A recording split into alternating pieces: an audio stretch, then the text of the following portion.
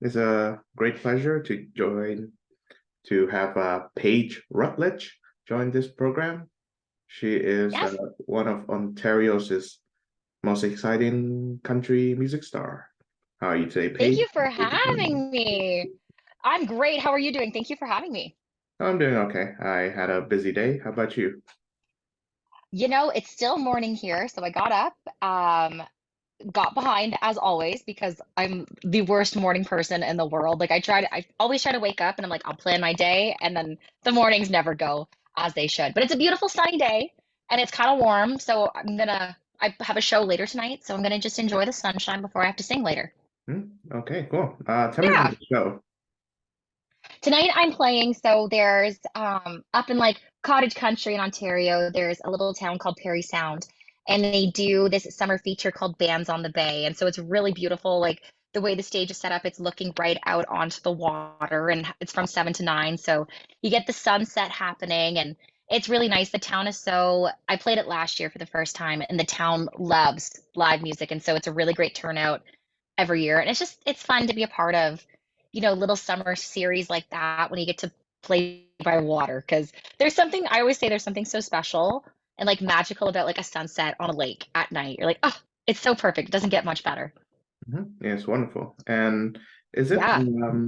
is this still summer in Ontario where the sun doesn't set until like 9 p.m.? Yeah, we're getting towards the end of that now. It's definitely getting colder quicker than I expected. Oh, This nice. summer, like even waking up, I've been like, what is happening? But no, it's still gorgeous. Like, yeah, the sun doesn't set till like 8:30, 9 o'clock at night. So you get a whole day. And I've been fortunate enough I've been commuting back and forth from shows, but I've been kind of living out of my cottage this summer, trying my best to be here as much as I can on the days that I have off and not traveling. And so it's nice to wake up to the water and watch the sunset every night. Cool. So tell me about the cottage where you are right now.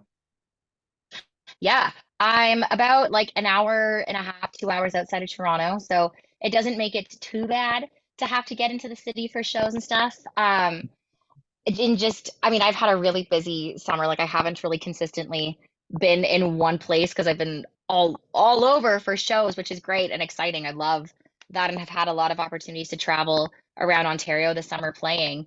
But any days off, I'm like, gotta get up here, gotta wake up by the water. And my family's been living up here all summer too, so I try to spend as much time as I can with them. And my dogs are up here, so I'm like coming up here as much as I can. Awesome. Yeah, tell me about the dogs. One just looked right at me, actually. I have two golden retrievers. Um, One is right around the laptop here, and he keeps looking at me because I said the lake, and that's his favorite thing in the world. But they're great. Yeah, I got two golden retrievers, and they're little perfect babies. They're great. Mm-hmm. Okay. So I assume that summer is quite busy for you as a musician. Yeah, it is. It's weird too now because this summer has definitely felt like I've definitely found myself at points feeling overwhelmed, but not necessarily like overwhelmed in a bad way, but just like looking at the calendar and looking at everything going on and just like having to be in so many different places can get overwhelming to look at. And I think it's interesting because the last couple years have obviously not been like that with the pandemic. And so it feels like last summer was like, I feel like a little bit of a warm up towards this, but I definitely did not expect this summer to be as busy as it is. And again, I'm so thankful that it is busy because if you're not busy, what are you doing if you're not playing shows all summer? Because summer is a busy time for festivals. Mhm. But it's definitely been like, whoa, all at once, considering the last couple of years have not had that at all. But it's been nice to get back into that routine, but it's definitely been a lot busier than I expected. I see.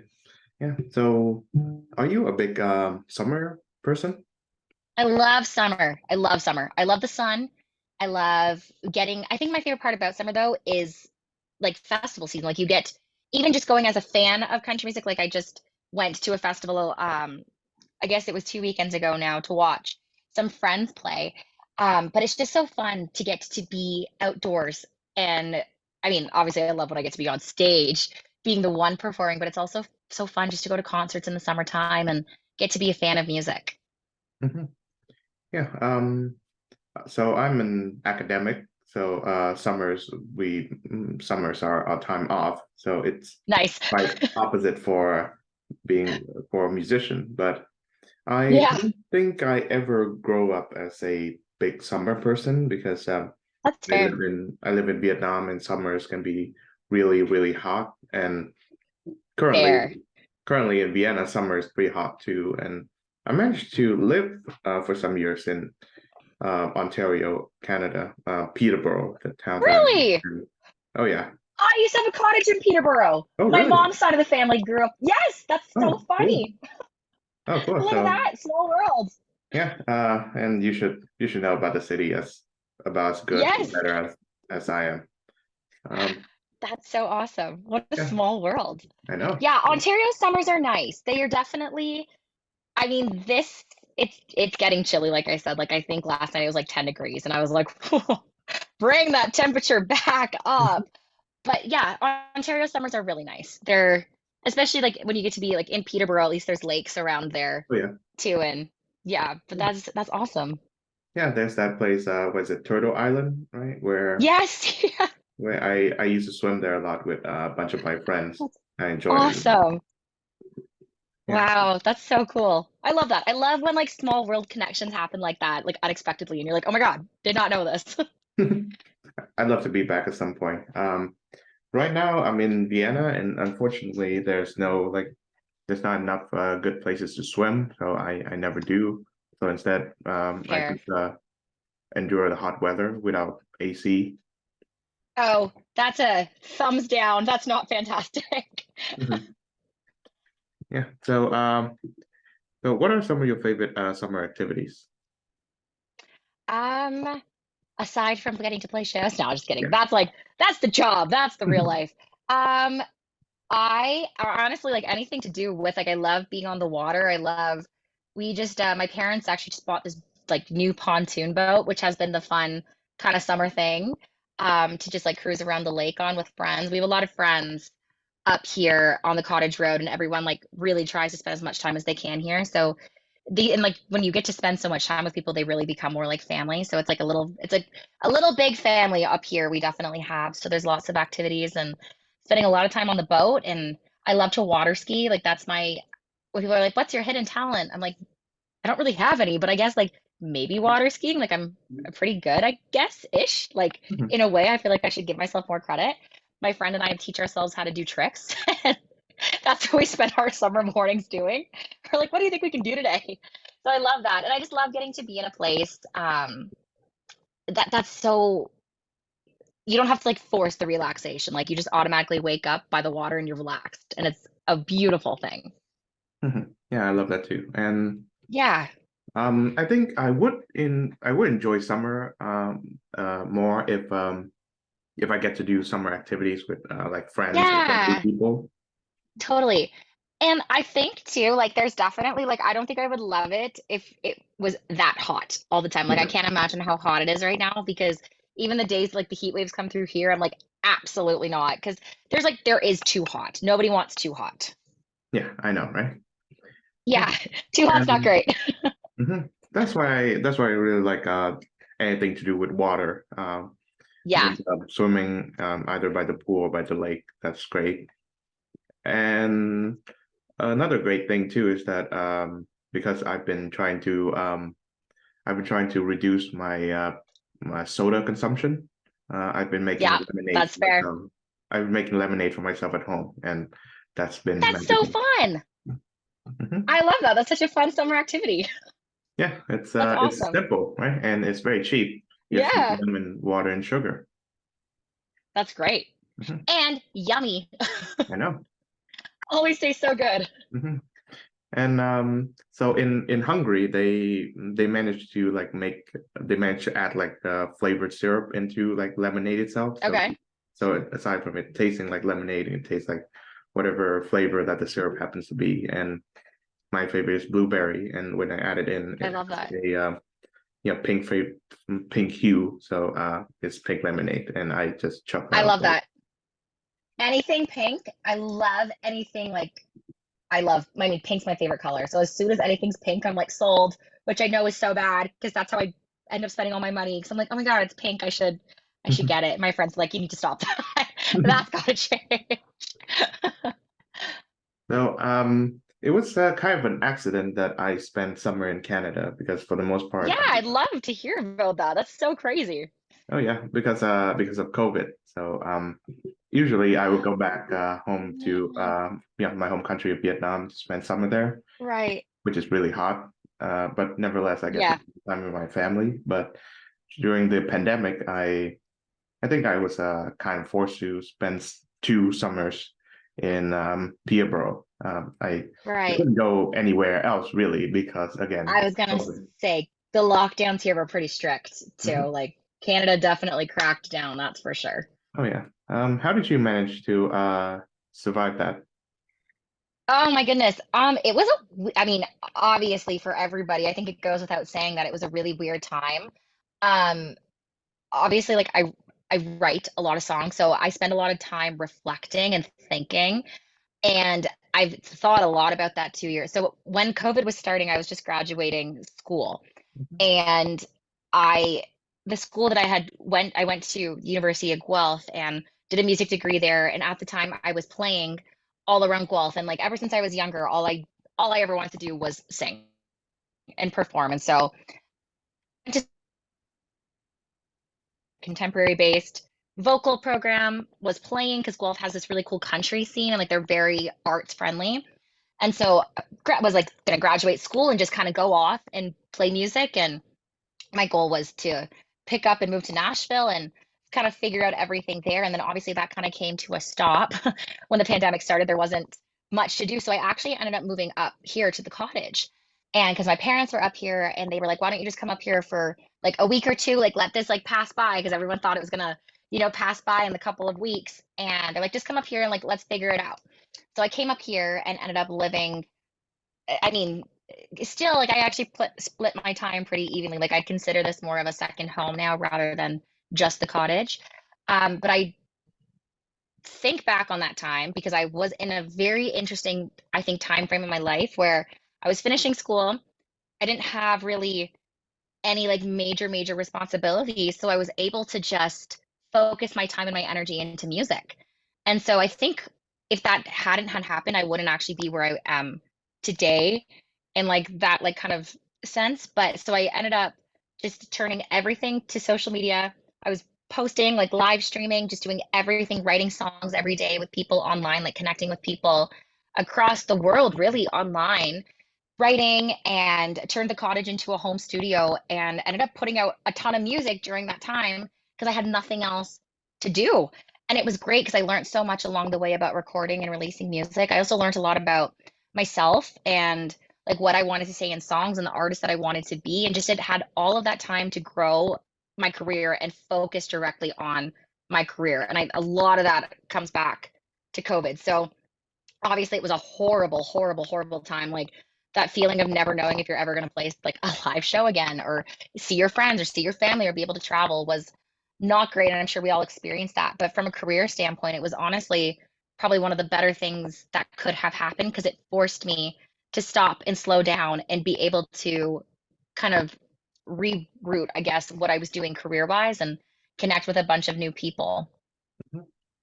Yeah, so I think around that same time I was studying at Trent, which is the Oh, University of love Vietnam, it. Yes. obviously.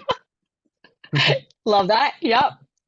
And I was doing an English literature program, and around that time I was actually doing a radio show for Trend Radio. Oh, cool. Very cool. Yeah, which I found out is not really affiliated with Trent University. It's like its own entity. Cool. Um, University radio stations are so weird, but they're I know, great. But I they're know. yeah, there's something. Yeah, I started out like featuring music that I like, but over Love time that. I talked to people who are musicians like yourself, and Yeah, because of the pandemic, I could not go to the studio to record stuff, so I had to do my stuff at right. home. And I thought, why don't I start podcasts? And here we are. Yeah. Yeah, see, it's so crazy to think. And I think like for me, at least like I definitely have always been a person that focuses more on the positives and I like finding positives. I like finding good reasons for things. Um, And I definitely spent a lot of time during the pandemic reflecting on that and being like, okay, this is really horrible what's happening, but like, what can I do to like, you know, wake up and be happy every day? Because I know a lot of people definitely were struggling really hard. But yeah, there's so many things like without that time and without everybody kind of going online or starting podcasts or learning to write with other people online, like none of this would be happening. So I'm very, I guess, like in the loosest like way possible, I guess, like grateful for that time, I guess, because it's helped me get my career where it is now. Hmm. Yeah. So tell me about your years of studying at Wealth. I love Guelph. I have nothing but the most wonderful things to say about that school. Hmm. Um, yeah, so like I mentioned, I was playing around Guelph, and because Guelph has it's a very artsy city. They're very accepting of live music and just like visual, like they love the arts, and that's why the very first time I went to visit the school too, and I'm not a trained classical musician. Like that's never been something that I grew up doing because I always knew when I was younger, I was like, I want to sing country music. Like I want to learn to write songs. I want to learn to, play pop music. And it's hard when you're trying to find a post-secondary institution that offers, because a lot of music programs are classically based. And Guelph was appealing to me because it isn't so classically based, and it like had so much emphasis on pop music, which I thought was so cool. And then I loved the vibe of this of the city, sorry. And so it was probably like the best couple years of my life, for that I got to meet so many people through the school. And the music program that I was in was in this like transition period of um working to like base the program more on like what do you do after you leave school? Like sure, you just did a music program, but what do you do next?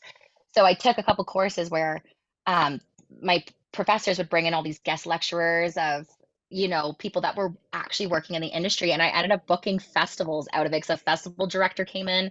So I was like in school and I was booking festivals and I was playing shows and I was like, this is fantastic. Like, what else can you get from this? But it also just allowed me to meet a ton of people, like a ton of people now that I still get to see on a daily basis are, like in that sense of the music industry. Just because the people that were in that program were the ones looking to kind of work in the pop music field after, and like just as a general, like kind of looping country into that. So it's been really cool. And I'm actually this coming weekend playing Friday and Saturday at the Guelph's Country Bar. My band and I are playing Friday and Saturday night. And so it'll be nice to go back and play a show in Guelph because I haven't played in Guelph in a couple of years. And so I'm looking forward to that. All right. Congratulations. Yeah. Thanks. Yeah. Hope you have a fun show. It will be so fun. Yeah, it will be a good time. We're looking forward to it. Mhm. So I think my years at Trent, I remember it with like a mixed feeling, like in that I like I like the programs. I think the Yeah. English literature classes that I've had are were wonderful. I was introduced to good professors and good texts, and I learned how to read and such. But on the other Yeah, hand, totally. I didn't get to I did get to make too many friends, and even after I leave, some of the people that I went to school with, you know, except for except for a few, right? They don't keep in touch with me, and Yeah. it was a particularly hard 2 years. I think it was started in 2020, and I finished my degree in 2021. So it was those were some Yeah. tough two The years two school years. when the Oh, pandemic well, I'm happened. sorry to hear that. You'll have to come back to Ontario and I'll introduce you to the good Ontario people and we'll make better Ontario friends. So I love that. I look forward to it, and Yeah.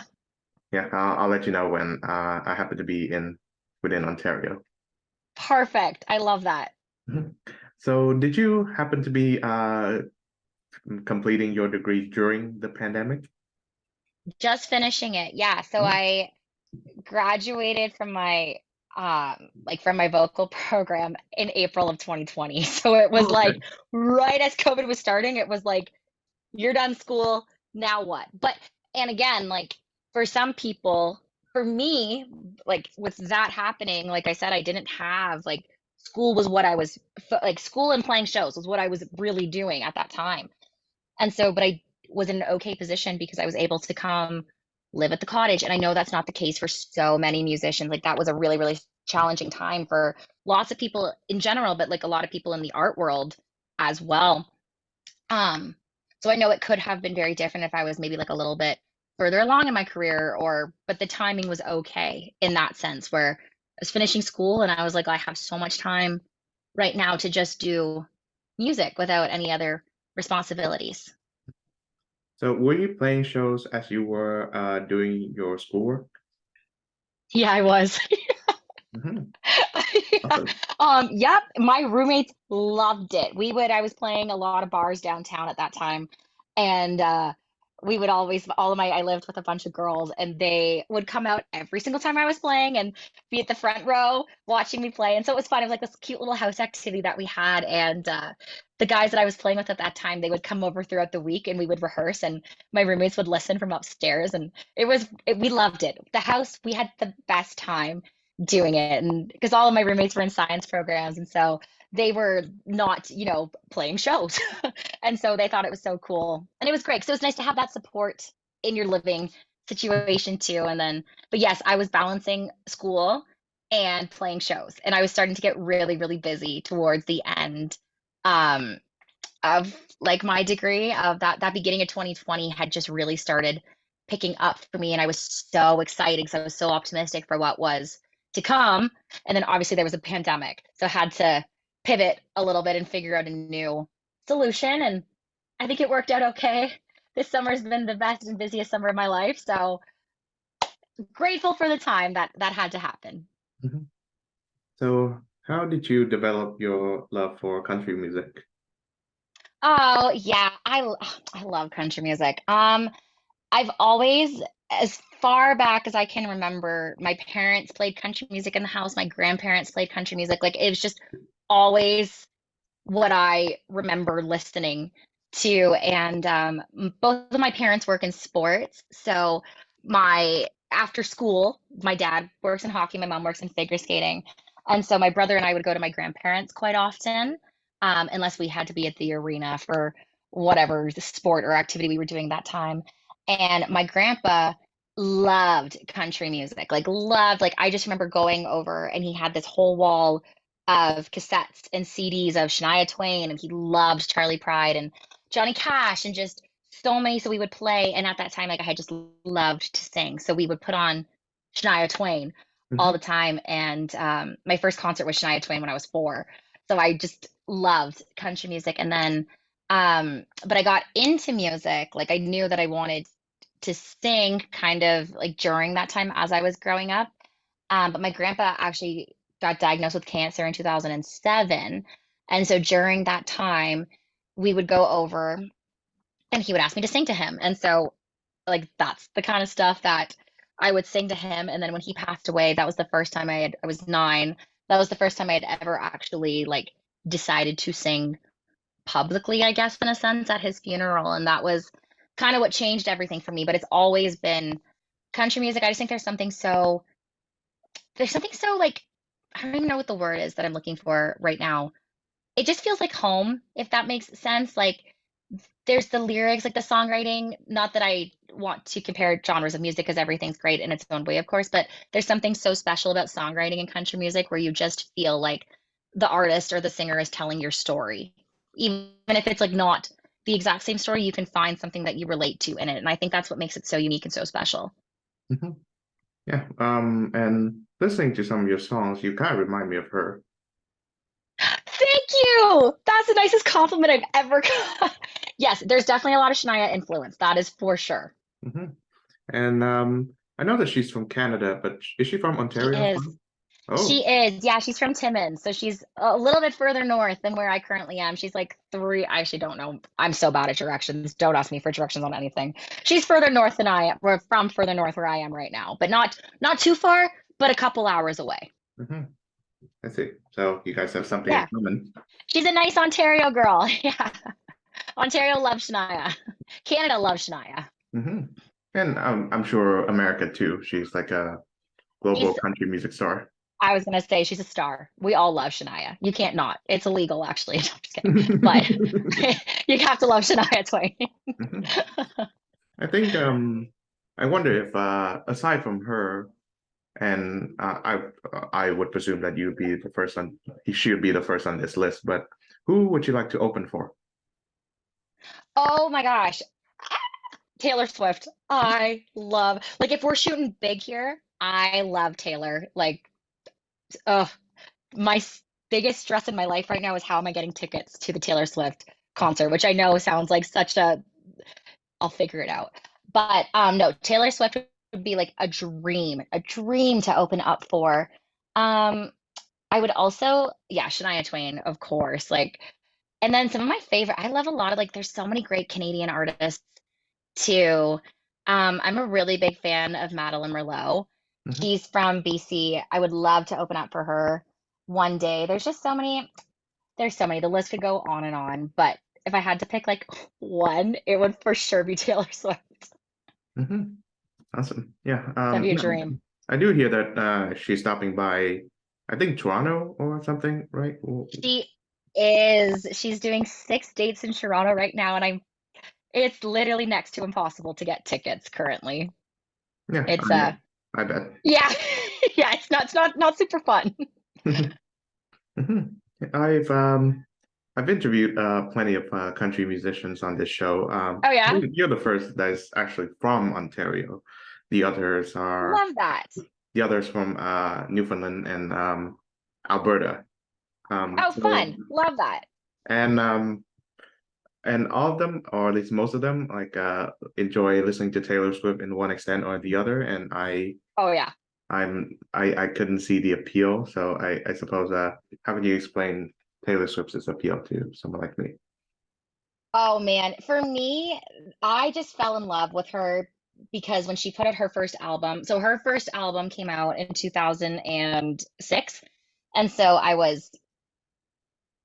don't even know how old I was, 8. Does that make sense? Yeah, I was like 8 years old at that time. And so just at that time, again, like I said, like when I was little, like I just knew that I wanted to sing. And so I remember hearing Taylor Swift on the radio in my parents' car and asking my mom to take me to Walmart to buy the CD. And so that, like, Taylor Swift's debut record is the first CD that I remember, like, going out and asking if my parents could buy me that and just falling in love with. So it's just there's something about the way that she's like writes her lyrics. She doesn't write like anybody else. She has a very unique writing style where I have this like theory, I guess, in a way where she's so interesting with the words that she uses that I don't think anybody else could do it. Because if anybody else said some of the lyrics that she said, people would be like, huh? But because she says it, it's like, oh yeah, it makes sense because she just has this like magical way with words. But so it was just for me being, that young and 8 years old and wanting to sing, and she comes out of nowhere. Mhm. And then I guess like I grew up on Taylor Swift, like in that sense, like she was every single record that she was releasing, that was what I was going to buy. And I remember like going through elementary school and high school when it was like not cool to like Taylor Swift. And Mhm. I was like, nope, it's cool to like Taylor Swift. And I was loving it. Yeah, I think for me personally, it was the timing of my life when she started releasing music and just knowing that that's what I wanted to do and knowing that I wanted to write songs. She was someone that I immediately looked up to. Mhm. Yeah, I think I spent a good part of my adolescence being, I think, overexposed to Taylor Swift. I think it was the era where she released those albums. Was it Red and Oh, yes. 1989? Yep. I went to both of those tours. And since she's releasing Red in 1989, Yes. which kind of makes me think that I'm reliving my adolescence, which I didn't enjoy. It was not a great time That's for me. understandable. Oh Maybe no, I'm sorry to hear. Hopefully the re-release will bring you better times. It'll be like a new era. I hope so too. And yeah, Yeah. I remember that. I remember that, her was it her song? Was it I Knew You Were Trouble? Oh yeah. And Oh yeah. was it We Will Never Ever Get Back Together? And that other We song. are never ever. Yeah, And all of those. then there's Shake It Off and there's Blank Space. And those were the Oh songs yeah. that You're sort of like, right in the right era right now.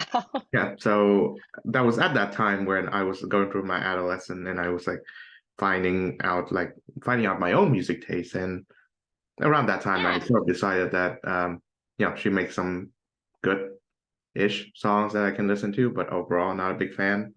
that's fair. I was actually looking to Neil Young, and I can say for a good amount of certainty that he helped me through high school. I think I That's wouldn't awesome. I wouldn't survive high school without him. All of his Wow, great '70s albums, right? After the totally. Gold Rush and Harvest, I listen to them every day when I get off school, and it sort of like provides an escape for me from all the terrible high school experience. And he's from Ontario too. Yeah, I was gonna say another Canadian. Yeah, I definitely that's you find there's definitely and I think that's why music like again like just a reason why I love getting to be able to be a part of the music industry because of moments like that where you find that artist or you find that song that just gets you through really hard times and there's nothing like music that can do that and it's cool. I'm sorry that you had to go through all of that also, but I'm glad you found a love for Neil Young. Yeah. The silver lining there Mhm. in that. Yeah. I think I've had like most of it processed at this point. So I think I'm doing okay as I go along. I know that Yeah, what's past should remain past, and totally. I can totally make new memories based on new experiences and all that. Yeah, exactly. And learn and grow from what has happened Mhm. in the past. Yeah. Do you find that maybe this applies to your listening experience to Taylor Swift too, that a song, a song or a set of song takes on new memories after each listen? Yeah. Yeah, it's funny because the way that you were just saying, like when now that she's re-releasing things, like when she first put out those albums, again, like growing up, like being in high school and going through it at that time, I feel like I have a different experience listening to them now as an adult. And but still like kind of brings me back a little bit. But yes, I don't know exactly how to describe it. I don't think I've like found the words to like compare those yet, but I think that's like the closest way that hearing something has taken on new memories and new experiences for me. Listening to it now as an adult and maybe actually maybe that I've lived life in between that and I'm not 14 anymore and have gone through life and gone through tough experiences and gone through relationships and gone through heartbreak and that kind of stuff and then hearing it as an adult and you're like huh, I listen to it differently now than I did when I was 14 years old. Mhm. So let's talk a bit about your music. You Yeah. debuted it in the year 2020, so pandemic year, Yes. with your song Yeah. Woo! "Take Me Back to Tiki," which I enjoyed quite Yes. a bit. Thank you. And so, what makes you decide that just when the entire music industry is shutting down, you would like to introduce yourself as Ontario's next country star? Yeah, right. All of a sudden, I'm like, ah, there's nothing else to do. Um, that song actually kind of came as an accident too. So the way that came about was strictly because my cousin Alex, he has a cottage a couple down from here. He's in a Canadian band called Valley, and they're fantastic. But so Alex and I have a tiki bar here on my property at the cottage. That's Mhm. how that all started. So just down by the lake, my dad had the tiki bar built probably about I couldn't even tell you how many years ago now, like coming up on probably like 12-ish years. Like it's been here for a while. And we have, like I said, we have a really tight group of people and it's more like a family up here. So everyone comes down to our tiki bar and we sing and dance. And when I was younger, I would sit there and write songs. When I was writing by myself at that time and learning how to write songs, I would sit at the tiki bar and write songs. And so it's always been a very special place for me. And there was one day that we were sitting outside during a fire or around a fire, sorry, and somehow like someone made a joke that Alex and I should write a theme song for Tiki. And they're like, how ridiculous is it that we don't have a theme song? And we're like, oh, that could be a fun quarantine project. Like, what else are we doing? And like, we had built, again, like the home studio here at the cottage. And we're like, what else? Like, let's do it. So prior to that, I had put out some other stuff that has since been taken off the internet because I was so young. And you know, you live and you learn. And we wrote the song, and then we were like, well, what's the harm? Like, we have the equipment here that we need to record this. Like, we can do it. Like, why don't we put out a song and see what happens? And when I was scared to put out a song about a tiki bar because I was like, who is going to relate to a song about a tiki bar? But it was really, really well received. And I don't know if it was just the fact that I was able to be so present online and be able to connect with so many people that it actually turned out to be an okay time to release music because nobody was doing anything else. But it definitely set everything else up. And I was able to put this song out. And prior to the start of the pandemic, I had actually just played at the end of 2019. I had just played my very first. Um, we have the CMAO, and oh, one sec, sorry. There we go. I like clicked something by mistake. We had a CMAO, which is our Country Music Association of Ontario.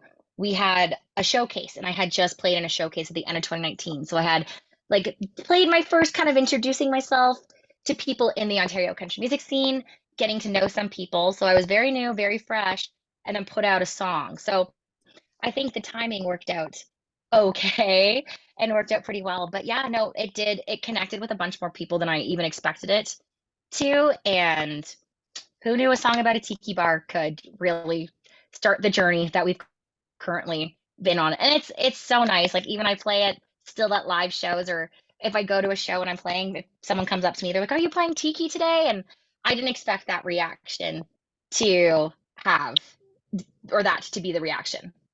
Awesome. Yeah. So it seems to me that you've described your cottage to be the coolest place that anyone could be. Yeah, No? it's pretty cool. You should probably come. It's a great place. Oh, I love to. Yeah, I've grown up and I've lived in cities virtually all my life, and I think it can be good to some extent, but at some point it becomes too noisy, and I think the kind of like semi off the grid lifestyle of the cottage is very appealing to me, and I would Yeah, experience that at some point in my life.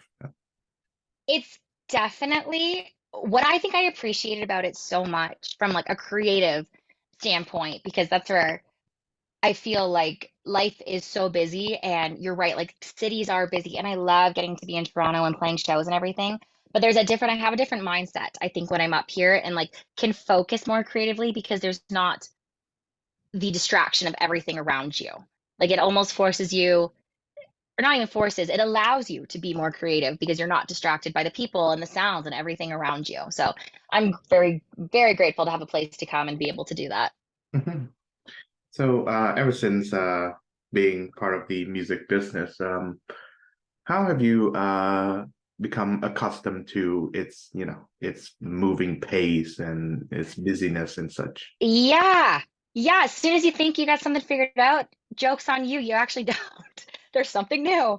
It's fast. And you know what? I don't think anybody could have actually prepared me for, and like you watch documentaries, you like read articles, you hear all these things online about how tough the industry is. But until you're like living it and experiencing it, it is, I guess, like with anything you're passionate about, right? Like the highs are so high and the lows are so low. And I definitely have had my fair share of those over the past couple years for sure. But no, it is a quick moving industry for sure. And I think I'm grateful right now that I'm very involved and have, like I've mentioned a few times this summer alone, have had a lot of really great opportunities to meet people. And but it's quick. Like you're right. You just got to keep going and persevering and pushing through, because the second like you kind of slow down a little bit, that's where it catches up to you quick. And so it definitely can take a lot, like mentally. Good mental strength is very important if you want to be a part of this, because it's quick and there's a lot to keep up with. And I think like social media is the biggest blessing and also like kind of the worst part of it sometimes, because it makes you so accessible to everybody and you have the chance to connect with so many people and get to reach so many people that way. But then it's also, I find the biggest thing, and this is where I've like really, really worked on myself the past year, is it's so easy to get caught comparing yourself to what other people are doing. because everyone's posting what they're doing career wise, and you're like, well, why aren't I doing that? And it's important to remember that, everyone's on their own path. But yeah, it moves quick. And like I said, as soon as you think you got something figured out, something else comes. You're like, ah, just kidding. It's a Hmm. lot of learning. I've definitely learned a ton about myself, about the music business, about the industry over the past couple of years. Hmm. Yeah. Oh, as an aside, a previous guest I interviewed on this show, her name also happens to be Paige, and she's also a Oh, musician. is it Paige Penny? It's Paige Penny. I know Paige. So you guys have crossed paths. That's funny. I'll see her actually in a couple of weeks at the Canadian Country Music Awards. That's so awesome. Yeah. As of this recording, she opened for Alanis Morissette, which is, I think, a big milestone Yes. for her. Yeah, I saw that on Instagram. Yeah, I actually met Paige for the first time last year in Calgary, Hmm. at the Canadian Country Music Awards. And we like obviously had the whole hey Paige interaction because we've followed each other online for a couple of years. And I think we're like the only pages that we know of in the Canadian country music scene. So we're like, yeah, we love that. And I know she loves sparkles too. So I was like, girl, we're forever bonded. So She's great. She's super talented. so I assumed you guys go together like pages in a book. Exactly. I'll tell her that when I see her. Yes, I hope to meet her again too when she releases new music. She seems to be on a Yeah, she's great. She's a lovely upward person. trajectory. Totally. Absolutely. Which brings me to my next question, and that is, do you find that the current line of work that you're in is or the current work environment is conducive to long-term friendships? Yeah, you know what? I it's you definitely, so my experience at least, and I think I could speak on a good chunk of the people in the Canadian country music scene, at least, the environment is incredibly supportive. And I've actually had this conversation with like people who work as like industry professionals too, not even just musicians, that we do genuinely want to see each other succeed. And I can't speak on behalf of like other genres or what that's like, but that's at least been my experience. And it's not like that support where you're like, do they actually support me? Like you can tell that people are genuinely supporting each other. And even I think especially I think the pandemic actually was a big part of that, like people coming together online, but you really see, people cheering each other on, people going out to each other's shows. And I think that mindset has shifted a little bit where there's no reason to bring each other down. Like you're not getting further by bringing anybody else down. So I definitely can say that. And of course, like I always say, like you have, your music friends that you get to see and you get to play shows with. But some of my friendships, like that have come out of this industry, like, and you force yourself to open up a lot when you're writing songs, so you get to know people on a really deep level because you're sharing. It's almost like a therapy session in a way, like you're sharing all your deepest darkest secrets and sharing all these personal moments that have happened to you to try to get the most vulnerable song that you can get. And so you get to know people really quick. And so I've definitely made some really really like lifelong friendships I know that I'll have by meeting people and getting to work with people in this industry. And I think there's also something to be said that um, it's tough. Like we've talked about, it's a really tough industry, and sometimes it's hard to explain like the emotions that you're feeling to people that don't do music because it's just like, and I have a fantastic friend group, and they're like, oh, like they're supportive and they love it, but sometimes like the little things that bother you in music, like it's nice to have a music friend to go to because they get what you're kind of going through, even if it's something so small. Like it's just nice that you're able to relate on that level. Mhm. I'm assuming that loneliness is a challenge that you have to like go through when being a musician because you're not at one place at a very long time most of the time. Yeah. Yeah. And I think like in a sense, like imposter syndrome is something that people also go through. And I definitely have found myself feeling that way in certain situations where um, at award weekends or at things when you're at different events or you're talking to people and like you're like it's that feeling of like I don't like, how did I get here? And like, I don't know. It's hard to describe, but definitely, yeah, I think that's something that I've definitely had to overcome.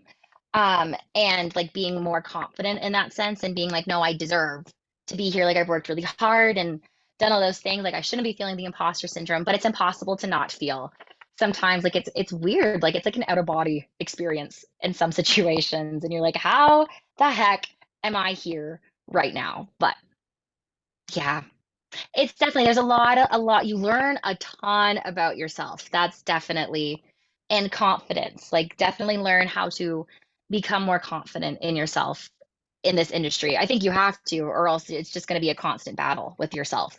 Mhm. Let's talk about your latest single, "Gone Ain't Really Gone." Yeah, absolutely. Well, I guess I don't even know what month we're in. It's August. Put that out in March, so it's been out for a couple of months now. And this song in particular, it actually goes back to what I was saying a little bit earlier.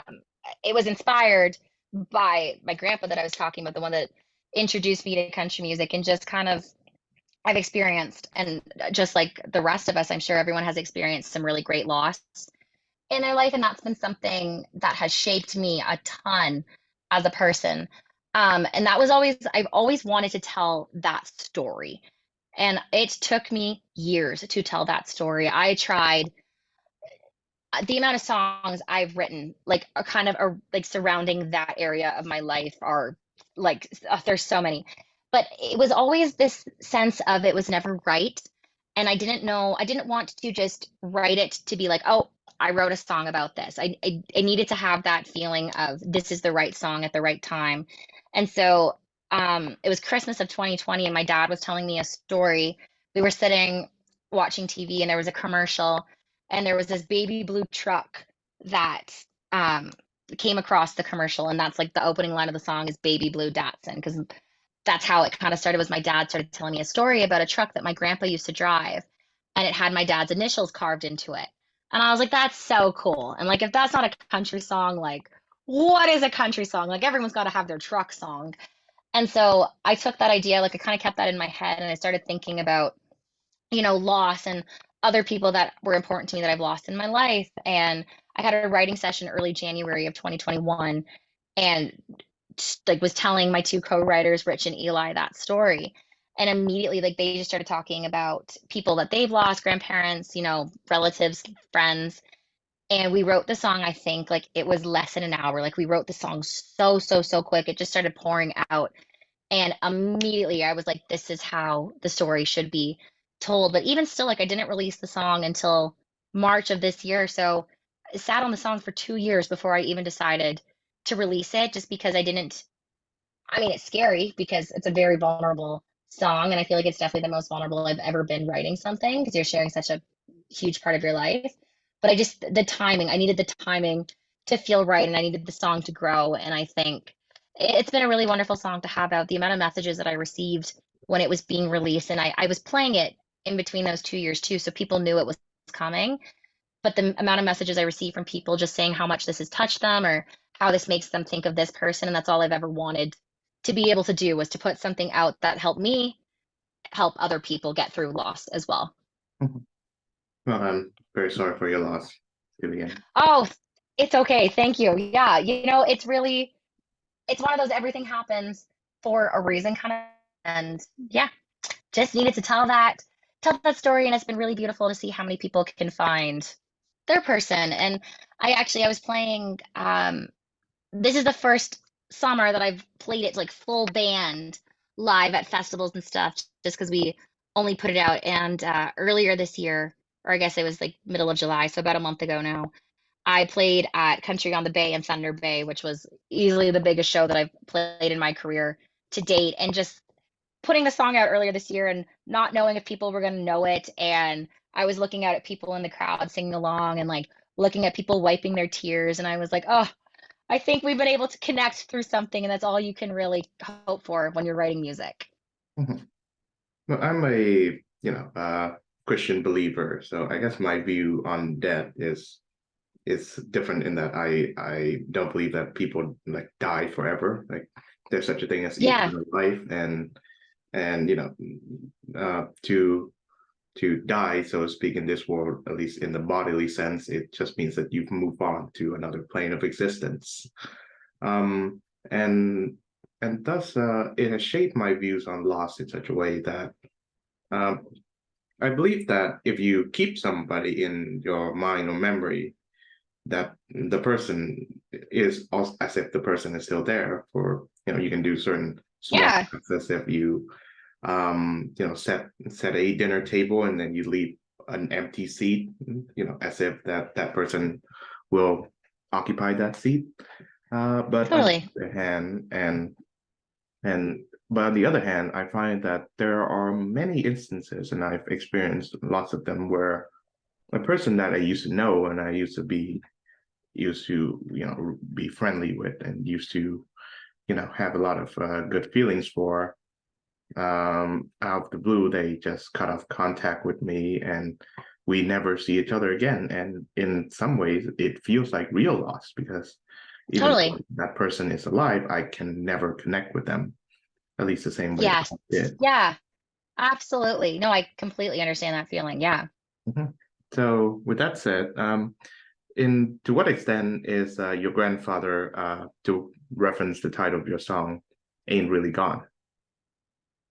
Yeah. I mean, I think you're right. Like there's always a part, and it's so funny, when you like you write the song, you're like, what are the lyrics to my song? But we reference that quite a few times where it's like, even though like you're physically not here, like people are always there and like being cheered on from whatever anybody believes in, but always having that support and just knowing that like someone's always there looking down on you. And yeah, it's just in that sense. And I think it's a beautiful thing to be able to take some of the harder things that you've been through in life and turn it into something, that helps you or has pushed you along. And yeah, I'm just a big believer in that kind of everything happens for whatever reason that it's supposed to, even if it's like really terrible things that happen. Like there's always at some point, whether it's like immediate or years and years and years down the road, like kind of finding that. And even it's hard, like that's a really hard thing, like to accept as well, but kind of finding that why did that happen for whatever reason. So, if I hadn't been through some of those trickier losses in my life, then I wouldn't have written that song. So, and I wouldn't have been able to connect with so many people and had the year that I had. So I'm a big believer in all of those reasons happened for, whatever it's supposed to work out to be. Mhm. I find that, as a Christian, I find that even though many people do not see themselves as Christians, they still see themselves as believers. And I certainly believe that there's I guess, the marketing problem in Christianity, or what we call evangelizing. And it comes from this idea that Christianity is full of rules and regulations on our behavior. And uh, it is not what Christianity is all about. It's about the spirit. It's about belief. It's about following the role of. It's There about. we go. My internet cut me out for a second. I was like, ah, Oh no. Do you want me to repeat whatever I was saying at that time? yes, please. Yes, Okay. please. So a shortened version. People, even though not many people see themselves as Christians, they see themselves as believers. They still believe in something, as you said, with the idea of Yeah. everything happens for a reason, which is a belief that I think we all should share. Because I think there's this idea that people have in our current culture that Christianity is all about the rules and the regulations and the church and the certain restrictions on our behavior. But I don't think that um, we should start that way, both for people who are Christians and people who are not. I think being a Christian is very much a spiritual thing. To begin with, it's not it's not a set of rules; it's a way of life, and this way of life happens to be emulating this one great figure who was sent down to us from another great figure, that being God, and of course the moving story of him, giving himself up on the cross for our transgression, so that we may experience God's love and mercy. it's a very inspiring story, and I think I think people's just beliefs needs guidance, and there's reason for belief. Belief is not unreason. So I wonder what are Yeah. your thoughts on that? Yeah, absolutely. I think you're right. Like, I think there's one thing that if anybody can relate to, I like the way that you said, like, guidance. And I think that's a really nice word because no matter what you believe in, I think everyone's just kind of looking for that, like looking for something to believe in and like let them know that they're on the right path. Mhm. All right. So what can we expect from you next, Paige Rutledge? Yeah, well, it's I mean, it's been a crazy year, like I've said a few times. So there's definitely like I was looking at my calendar and playing live shows all the way into November right now. So lots of live performances. We also are finishing up recording the last two songs that are coming out on the EP later this year. So I'll have, my first little mini album, my little collection of work coming out later this fall. And that will be kind of, I guess, closing one chapter and getting ready to start a new chapter in 2024. So I'm really looking forward to that. So there's two new songs still coming this year.